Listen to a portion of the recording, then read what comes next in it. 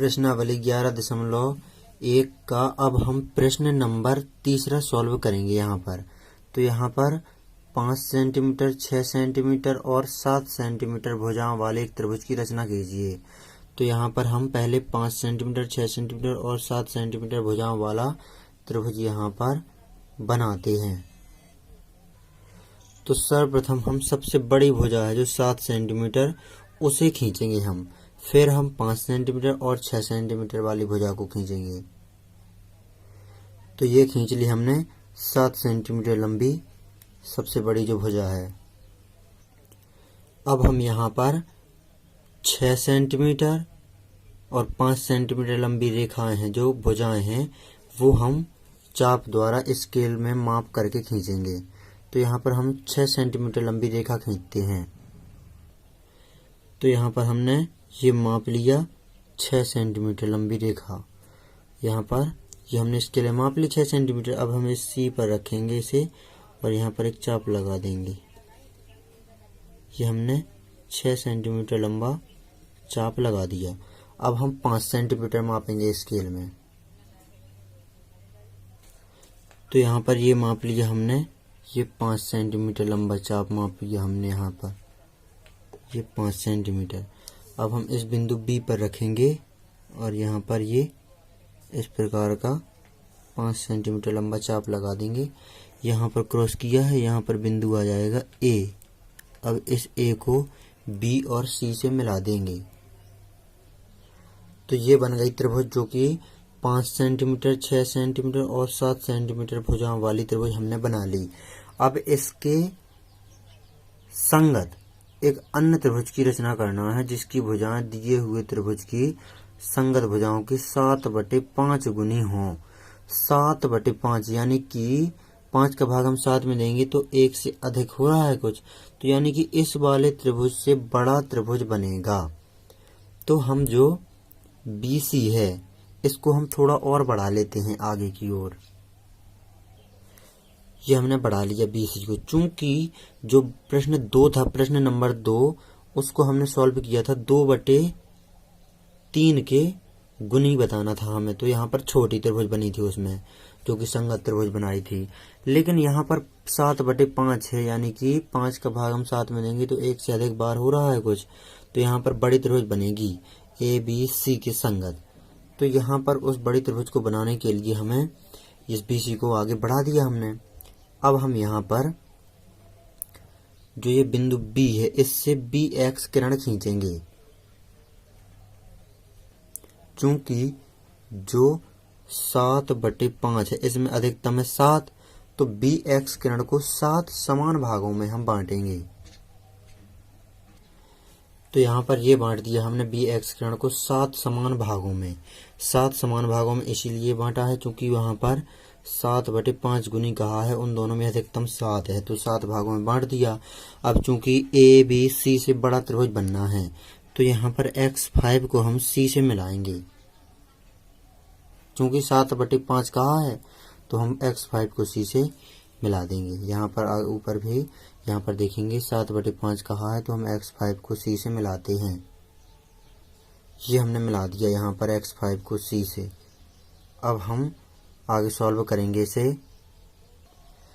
तो यहाँ पर हम जो X5C रेखा खींची हमने, इसके समांतर हम X7C' रेखा खींचेंगे। तो उसको खींचने के लिए, समांतर रेखा खींचने के लिए हम जानते ही हैं कि किस प्रकार के चाप लगाते हैं। यहाँ पर बिना किसी माप का एक चाप हम लगाएंगे यहाँ पर। तो हम यहाँ पर एक चाप लगा देते हैं इस प्रकार। माप को मापना अपना कुछ नहीं है, ऐसे ही लगा देना है इस प्रकार का चाप, और उतनी ही माप का चाप यहाँ पर ले आना है हमें और लगा देना है। ये लगा दिया हमने। अब हमें इस बिंदु से यहाँ पर से यहाँ तक की दूरी को माप लेना है। जो कोण है ये माप लिया हमने यहाँ पर। अब हमने यहाँ पर ये मापा, उतनी ही माप को हमें यहाँ पर ये चाप लगा देना है। इस बिंदु को लेकर के यहाँ पर रखना है पॉइंट और यहाँ पर, और ये लगा दिया हमने ये चाप। यहाँ पर ये काठो कट रहा है यहाँ पर, तो इस x7 को इस पॉइंट से मिलाते हुए हमें रेखा खींचना है। तो यहाँ पर हम खींच देते हैं रेखा को।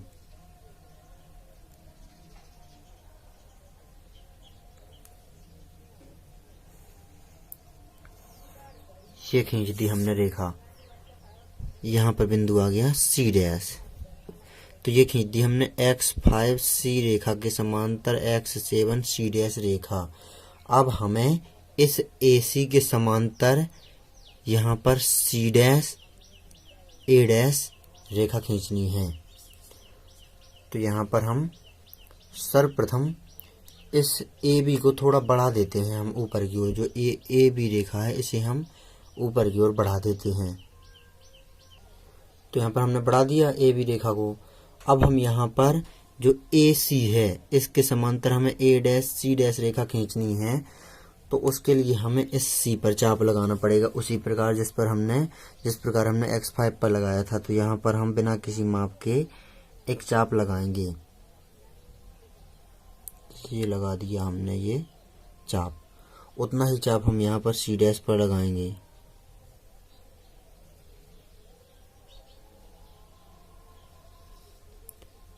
ये लगा दिया हमने यहाँ पर भी चाप।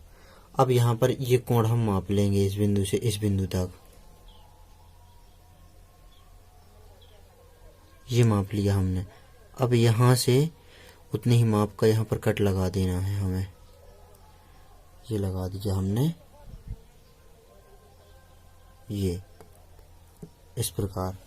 अब हमें इस बिंदु को, जो यहाँ पर ये बिंदु मिला हुआ है, ये इस बिंदु को इस C से मिलाते हुए, C डैश से मिलाते हुए ये रेखा खींच देनी है इस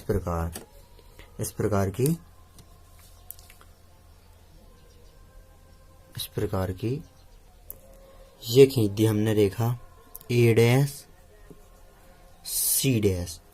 तो ये बन गया हमारा त्रिभुज, जो कि 5 सेंटीमीटर, 6 सेंटीमीटर और 7 सेंटीमीटर वाले त्रिभुज के संगत जो त्रिभुज बना है A dash B C dash, जिसकी भुजाएं 7/5 गुनी है ABC त्रिभुज के, जो A dash B C dash त्रिभुज बना है।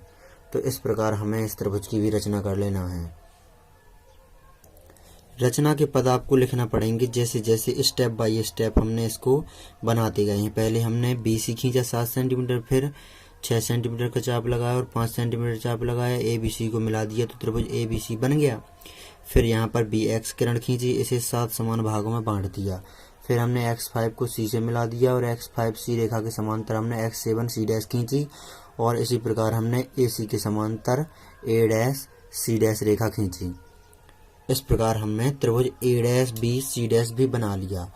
अब हमें रचना जो हमने लिखना थी वो हमें इस प्रकार लिख देना है हम, और जो रचना का औचित्य लिखना है हमें, वो हमें त्रिभुज ABC और A dash B C dash, ये दोनों त्रिभुज समरूप हो जाएंगे, और दूसरे त्रिभुज होंगे BX7 C डैश और BX5 C, ये दोनों त्रिभुज भी समरूप होंगे। तो यहाँ पर हमें ये सीधे सीधे रचना के औचित्य में हमें यहाँ पर लिख देना है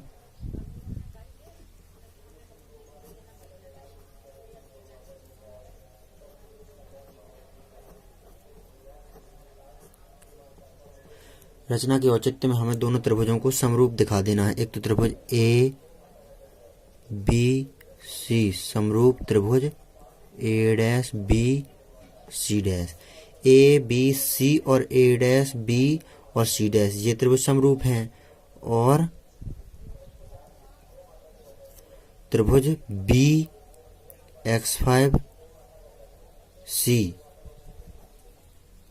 त्रिभुज BX5 C समरूप त्रिभुज BX7 C डैश। यहाँ पर BX5 C त्रिभुज है और BX7 C डैश, ये दोनों त्रिभुज समरूप हैं। तो यहाँ पर इसीलिए अनुपात में हो जाएंगी भुजाएं, तो हो जाएगा A डैश B बटे AB। इस वाली भुजा के अनुपात में ये वाली भुजा हो जाएगी इतनी, और बराबर में हो जाएगी AC, जो ये AC' है ये, बटे में इस AC के, और बराबर में ये हो जाएगी BC' के बटे में ये BC। ये अनुपात है 7:5, 7/5। ये लिख देना है हमें रचना के औचित्य में। तो यहाँ पर आप इस रचना को अच्छी तरह से बनाना सीख लीजिए।